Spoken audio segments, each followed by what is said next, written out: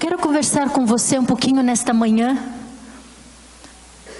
sobre uma vida bem-aventurada. Como que eu e você podemos perceber, discernir se eu e você temos vivido uma vida bem-aventurada? E como eu e você podemos alcançar uma vida bem-aventurada? Bem-aventurado quer dizer muito feliz. Você sabia que independente da circunstância, você tem o direito de ser feliz? Independente da situação, do momento que você esteja passando, você pode ser muito feliz. Primeiro, porque eu e você já temos Jesus como Senhor e Salvador das nossas vidas. Só isso já nos dá um motivo extraordinário de vivermos a nossa vida felizes, sorrindo. E eu quero ler com você o Salmo 1, versículo 1 a 3. Salmo 1, versículo 1 a 3. Um salmo muito conhecido. E diz assim: bem-aventurado o homem que não anda segundo o conselho dos ímpios, nem se detém no caminho dos pecadores, nem se assenta na roda dos escarnecedores. Antes tem seu prazer na lei do Senhor, e na sua lei medita de dia e de noite. Pois será como a árvore plantada junto às correntes de água, a qual dá o seu fruto na estação própria, e cuja folha não cai. E tudo quanto fizer prosperará. Você sabia que essa descrição de você mesmo? De quem você é em Cristo Jesus? Isso está ao seu alcance, isso está ao nosso alcance. Ele descreve uma vida maravilhosa, abençoada, feliz daquele que serve a Deus. Aqui ele descreve alguns princípios, é como se fosse uma receita de bolo. Mas Deus não trabalha assim, mas é como se fosse uma receitinha de bolo. Ele está aqui compartilhando algumas condutas, alguns princípios, algumas práticas, um estilo de vida daquele que é bem-aventurado, daquele que é muito feliz. E estes princípios, essa conduta, este estilo de vida vivido por esta pessoa, que faz toda a diferença. Faz a diferença entre um crente e outro crente, entre aquele que é mais abençoado, aquele que é menos abençoado. Existe diferença? Existe, um pouco. Por quê? Porque a Bíblia diz que o crente vive pela fé. E aquele crente que duvida, ele fica parado, ele estaciona, ele fica um pouco aquém, ele caminha também, mas ele não é tão intenso. Mas aquele que crê, que abre o seu coração e mergulha de todo o coração, como a descrição desse texto, é aquele que é abençoado de uma forma extraordinária. Mas eu e você não somos abençoados pelas bênçãos, mas nós somos abençoados por quem Jesus já é nas nossas vidas. E eu quero abordar aqui com você três pontos nesses 3 versículos. O primeiro, eu quero conversar com você algumas práticas que o bem-aventurado não faz.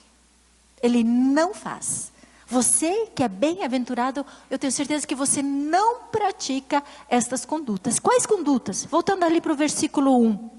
O homem, bem-aventurado o homem, é que ele não anda segundo o conselho dos ímpios, ele nem se detém no caminho dos pecadores, e ele não se assenta na roda dos escarnecedores. Ele está falando de andar, de parar e de sentar.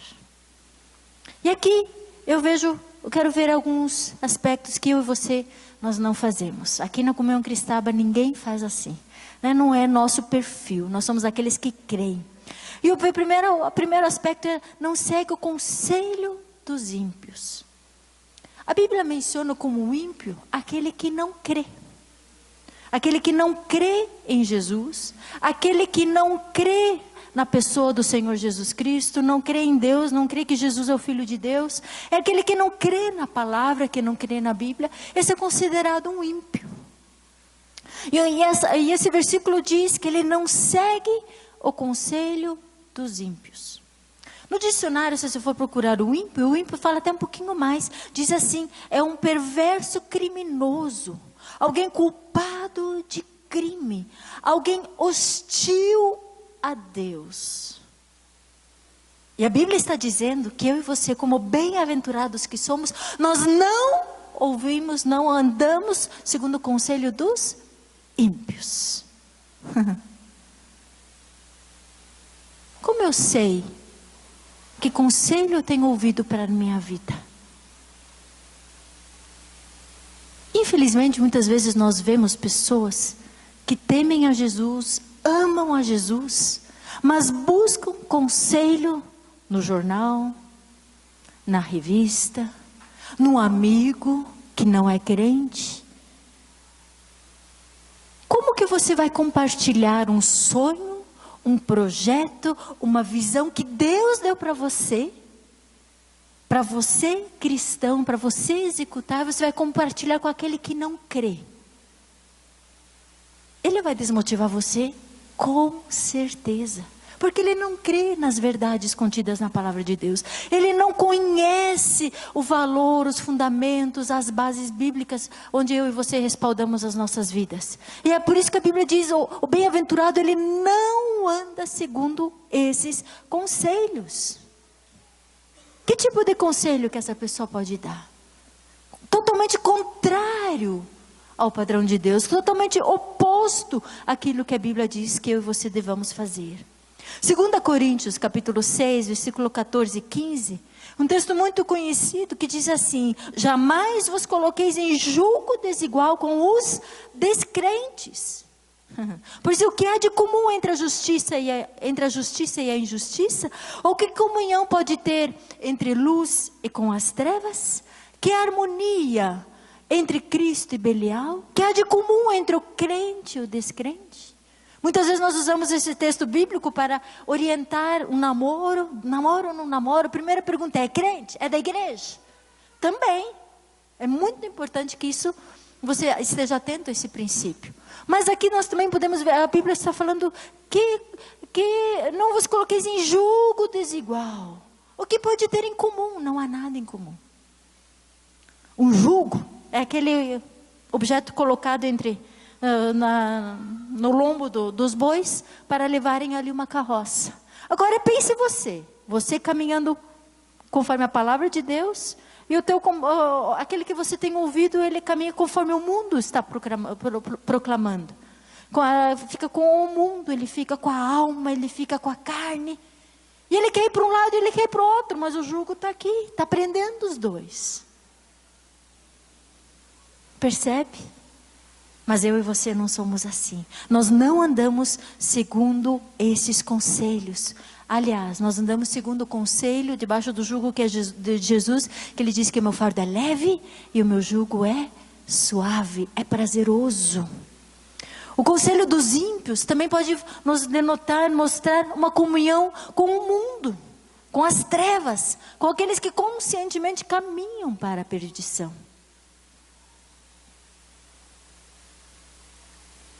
Quem tem sido o seu mentor? Quem tem sido o seu conselheiro? Eu louvo a Deus porque uma das marcas da comunhão cristã é grupo familiar. E um dos propósitos do grupo familiar é ajudar você a discernir a boa, perfeita e agradável vontade de Deus. Você está precisando tomar uma decisão? Graças a Deus, vá para o seu grupo familiar. Abra o seu coração.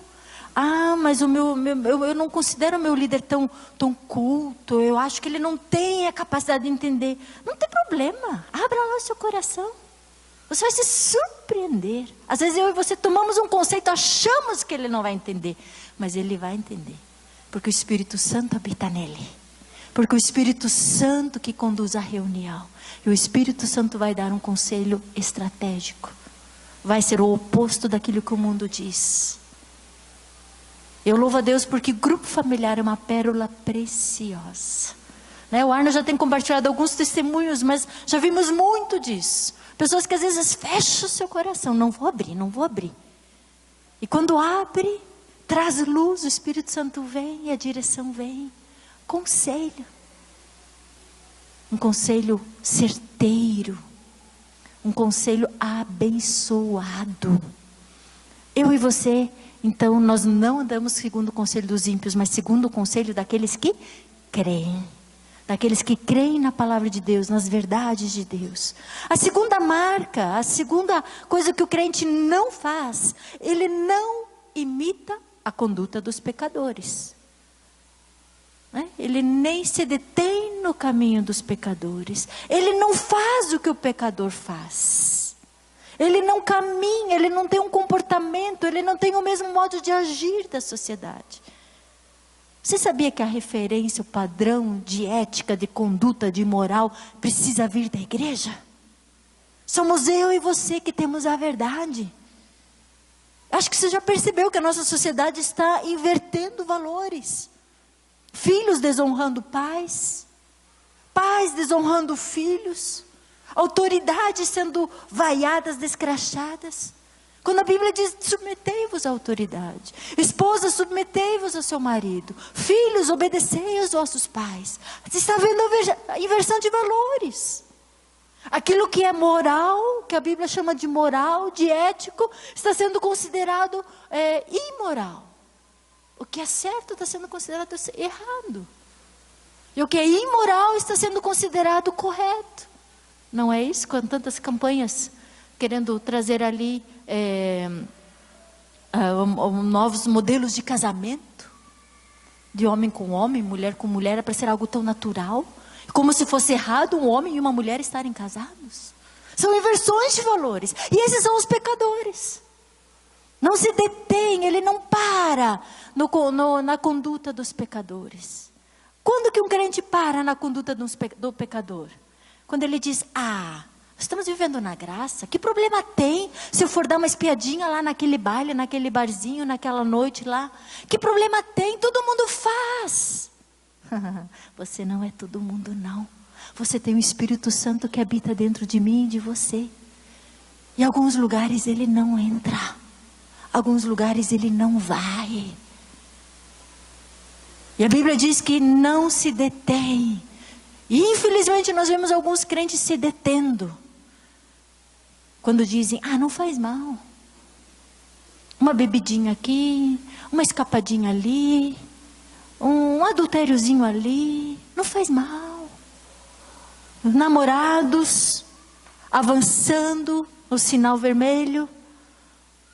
Não, mas todo mundo diz que tem que experimentar antes do casamento. Não. Nós andamos segundo o padrão de Deus. Namoro de santidade, de retidão. Você sabia que teve um ano que uma jovem foi desesperada procurar os seus líderes de grupos familiares, porque ela chegou da faculdade do seu trabalho e a mãe quis fazer uma surpresa. A mãe não era crente. Sabe qual foi a surpresa? Que a mãe quis agradar a filha. A filha ficou desesperada, não sabia o que fazer. Ela disse, filha, eu preparei o seu quarto, pode trazer o seu namorado hoje. Ela falou, não, eu sirvo a Deus. Eu temo a Deus. E muitas vezes nós trazemos para o nosso dia a dia algumas práticas, mas todo mundo faz. Moda. Agora no inverno, o inverno é bom, né? Porque todo mundo está bem vestidinho, bem agasalhado. Mas basta sair um solzinho. Que tem umas irmãs que dá vontade de sair atrás de um casaco e cobrir, né? Eu e você ditamos a moda. Não é a moda que dita você. As mulheres cristãs que são o padrão de conduta, de vestimenta, está nas tuas mãos. Não imita a conduta, o comportamento, o modo de agir da sociedade. Olha o que diz 1 João, capítulo 2, versículo 15 a 17. 1 João 2, 15 a 17. Não ameis o mundo, nem o que há no mundo. Se alguém ama o mundo, o amor do Pai não está nele. Porque tudo que há no mundo, a concupiscência da carne, a concupiscência dos olhos, a soberba da vida, não vem do Pai, mas sim do mundo. Ora, o mundo passa e a sua concupiscência, mas aquele que faz a vontade de Deus permanece para sempre. Este é aquele crente, que ele não anda segundo o padrão do mundo. Ele não ama o mundo acima de Deus. Deus é o primeiro. E a terceira marca que diz aqui, no versículo 1 do Salmo 1, diz assim, ele nem se assenta. Primeiro ele andou, ele ouviu o conselho. Segundo ele parou. E agora o terceiro ele diz, ele não se assenta. Assentar-se é fazer parte, é concordar, é dar espaço à roda dos escarnecedores. Quem são os escarnecedores? São os zombadores. São aqueles que desprezam a obra de Deus. São aqueles que falam mal da igreja, da noiva do Senhor Jesus. Falam mal da ovelha, falam mal do líder, do apacentador, do pastor, do responsável do louvor, do teatro, daqui e dali. É o escarnecedor, é o zombador. Mas a Bíblia diz que nós não nos assentamos na roda dos escarnecedores. Salmo 119, 171, 172 diz assim: profiram louvor aos meus lábios, pois me ensinas os teus estatutos. Celebre a minha língua a tua palavra, pois todos os teus mandamentos são justos. Um escarnecedor, um zombador, é aquele que usa os seus lábios para denegrir, para desprezar, para zombar, para ridicularizar. Mas eu e você emprestamos os nossos lábios para cultuar o nosso Deus. Salmo 26, versículo 4 e 5. Olha o que diz ali. Diz assim, Salmo 26, 4 e 5. Não me tenho assentado com homens falsos, nem associo com dissimuladores. Odeio o ajuntamento de malfeitores, não me sentarei com os ímpios. Aleluia. Quer ver um exemplo prático no seu dia a dia? Como que eu e você podemos andar? E de repente nem percebemos, estamos andando, daqui a pouco estamos dando uma paradinha, e daqui a pouco estamos assentados. Você conhece algo chamado WhatsApp? Você conhece algo chamado Facebook? Você sabia que nem tudo ali convém? Precisa de um filtro ali. Tem algumas más notícias, alguns escarnecedores que colocam a sua mensagem ali. Sabe quando que eu ando com o ímpio? Quando eu já dou uma passadinha assim. Já dei uma passadinha, dei uma olhadinha e fui girando a página. Tô dando uma espiadinha. Daqui a pouco você para. Opa, deixa eu ler aqui, eu vou comentar algo também. E começa a colocar ali a sua opinião. Aí o próximo passo, o terceiro passo, que é o andar,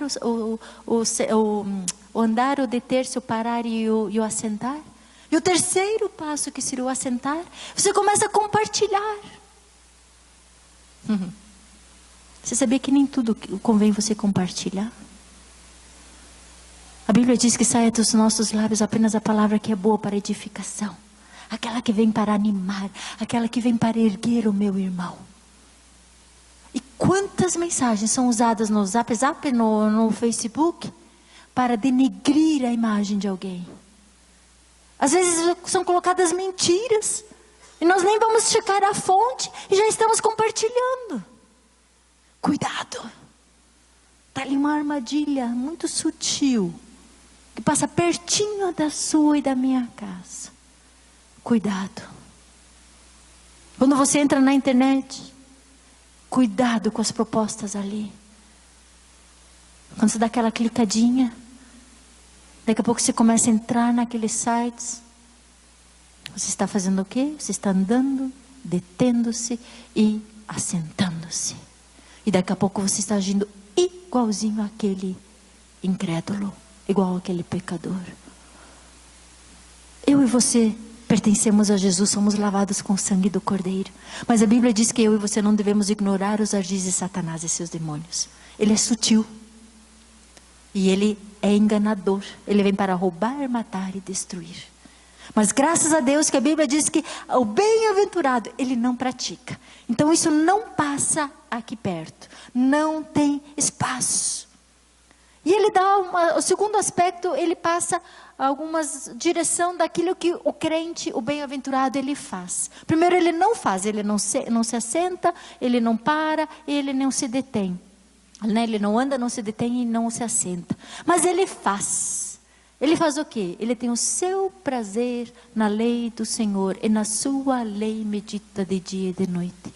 Se você pegar em todos os salmos, onde está escrita a palavra lei, e você trocar ali pela palavra vontade de Deus, Jesus disse, a minha comida e a minha bebida é fazer o quê? A vontade de Deus. Como que eu sei qual que é a vontade de Deus? Através da palavra de Deus. Então vamos trocar aqui a palavrinha, o seu prazer está na vontade do Senhor. E na sua vontade medita de dia e de noite. Aonde você tem buscado satisfação para a sua alma? O descanso para a sua alma, para o seu espírito.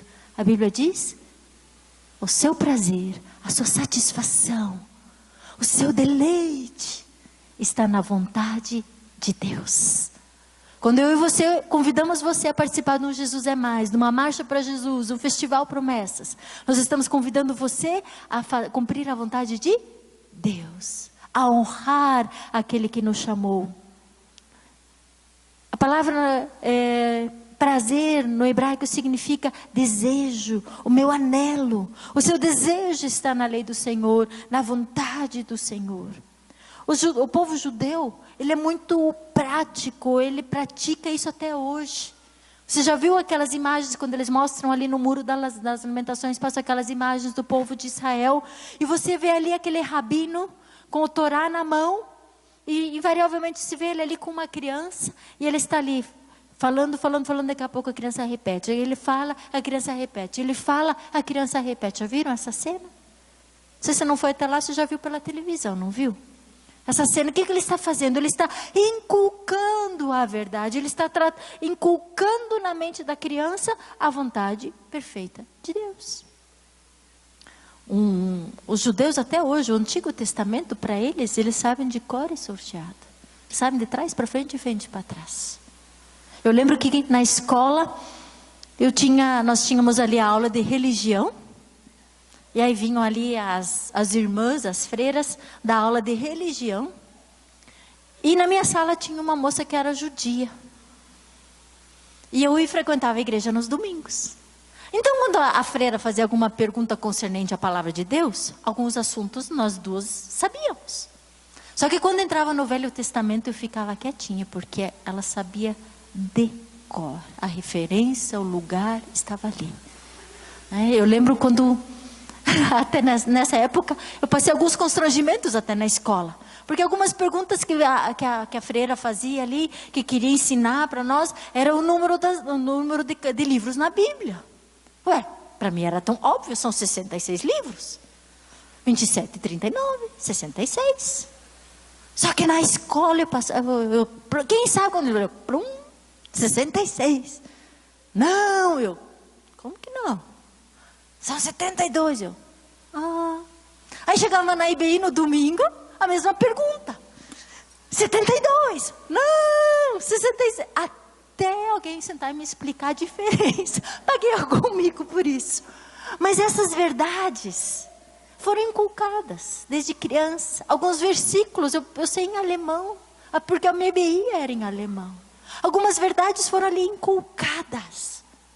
O meu e o seu prazer está na lei. Onde você tem deleitado a sua alma, o seu espírito?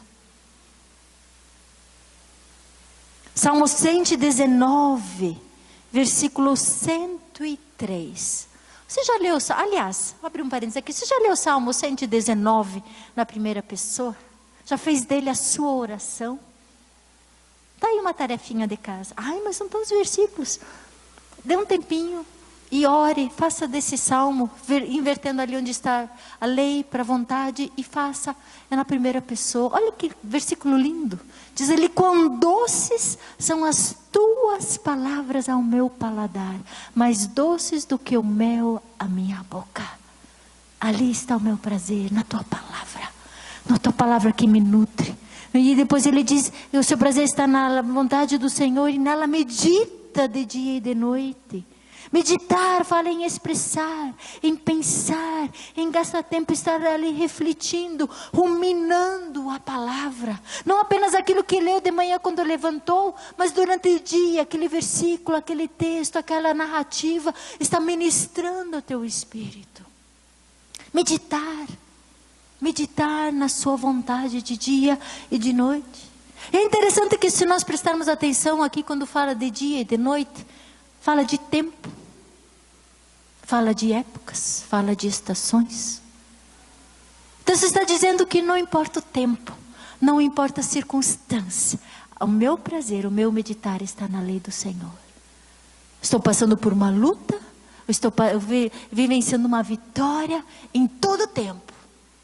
Eu sei passar tribulações, eu sei passar necessidades, eu sei passar fartura, tudo posso naquele que me fortalece. Paulo e Silas na prisão, machucados, feridos, estavam fazendo o quê? Louvando e celebrando ao Senhor, estavam cumprindo isso aqui. Eu aprendi, eu internalizei, eu criei no meu espírito. E a minha alma se rende, o meu corpo se prostra. E eu cumpro a boa, perfeita vontade de Deus. Daniel foi proibido de orar. Ele diz, não, isso vocês não tiram de mim. Minha comunhão com Deus, não negocio. E ele experimentou um milagre extraordinário. Você quer experimentar um milagre extraordinário? Não abra mão da palavra, das verdades contidas na palavra. A palavra que precisa reger a sua vida de dia e de noite. É ela que diz o que eu vou fazer, as decisões que eu vou tomar. E é pela palavra e é através do conselho do homem e da mulher de Deus. Deus usa pessoas para nos abençoar. Ouça o que Deus está falando, discirna, abra o seu coração e veja o resultado da vida desse crente, daquele que crê, daquele bem-aventurado. Nós vemos alguns resultados maravilhosos. Olha aqui o que diz a palavra de Deus no versículo 3. Será como a árvore plantada junto às correntes de água, a qual dá o seu fruto na estação própria, cuja folha não cai, e tudo quanto fizer prosperará. Isso tudo é consequência de uma semeadura. Qual a semeadura? Não andar no conselho dos ímpios, não se deter no caminho dos pecadores, não sentar na roda dos escarnecedores, mas ter o seu prazer na lei do Senhor e nela meditar todos os dias, o dia inteiro, todo dia, cada ano que entra, cada ano que sai, eu estou lá meditando, ruminando a palavra de Deus, a minha referência. E como consequência, quando você menos esperar, você cresceu de tal forma que você se torna como uma árvore plantada junto às correntes das águas. Olha que diz outro versículo que fala sobre a árvore. Jeremias 17, versículos 7 e 8. Jeremias 17, versículos 7 e 8.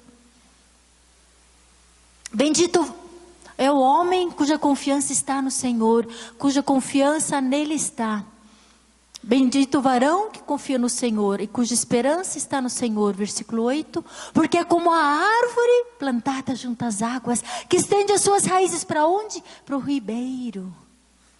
E não receia quando vem o calor, mas a sua folha fica verde. E no ano de sequidão não se fatiga, nem deixa de dar fruto. Aqui mais uma vez falando da estação, do momento. Não importa se é inverno, se está friozinho, se está calor. Eu sei em quem tenho crido. A minha vida está nas mãos do meu Senhor. Você tem podido dizer isso todo dia, todos os dias com segurança, com confiança? Poder dizer as palavras de Jó, eu sei em quem tenho crido. Eu sei que o meu Redentor vive. Esse salmo, ele nos descreve. Essa árvore, as suas raízes estende as suas raízes para o ribeiro. Você sabe onde vem o rio? Olha o que diz Apocalipse 22, versículo 1. Da onde vem essa água? Que água é esta? E então o anjo me mostrou o rio da água da vida, claro como cristal, que fluía da onde? Fluía do trono do Deus e do Cordeiro. As águas vivas, que edificam a sua vida, que edificam a minha vida, que enraizam a nossa vida, que firmam as estacas na rocha que é Jesus. Elas vêm diretamente do trono do Cordeiro. É ali que vem os nutrientes, ali que vem o adubo, ali que vem todo aquilo, a vida está ali no rio. Uma árvore plantada. E esta árvore é impressionante. Ela diz, o texto que nós lemos no Salmo diz que ela frutifica. Ela dá frutos. e as suas folhas não caem. Uma árvore também ela é uma referência de lugar de segurança. Você já viu algum ninho de passarinho numa árvore? Já, né? O macaquinho se esconde numa árvore. Os animais buscam alimento na árvore. Buscam segurança. Buscam sombra. Buscam um refrigério. Eu e você somos como uma árvore plantada. E fazemos a diferença no nosso mundo. O mundo está com fome, com sede de justiça. E eles precisam encontrar você, como esta árvore plantada junto às correntes das águas. Porque quando ele se achegar a você, ele vai encontrar um fruto. E sabe que fruto que é esse? Não é o fruto produzido pela sua alma. Não é o fruto produzido pela sua carne. Produzido por aquilo que você acha que é melhor. Sabe que fruto que eu e você produzimos? Os frutos da justiça. Os frutos que Jesus ordenou que eu e você venhamos a frutificar. E sabe que frutos são esses? Marcos 16, versículo 15 e 16.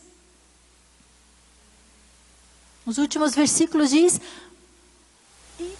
ide por todo o mundo e pregai o evangelho a toda criatura. E o versículo 16: quem crer e for batizado será salvo, mas quem não crer será condenado. Versículo 17: e estes sinais acompanharão os que crerem. Em meu nome expulsarão demônios, falarão novas línguas, pegarão em serpentes, e se beberem alguma coisa mortífera, não lhes fará dano algum. Porão as mãos sobre os enfermos, e estes serão curados. Versículo 19: e ora, o Senhor, depois dele ser farado, foi recebido aos céus e assentou-se à direita de Deus. No versículo 20, eles, pois, saindo, pregaram por toda parte. E o que aconteceu?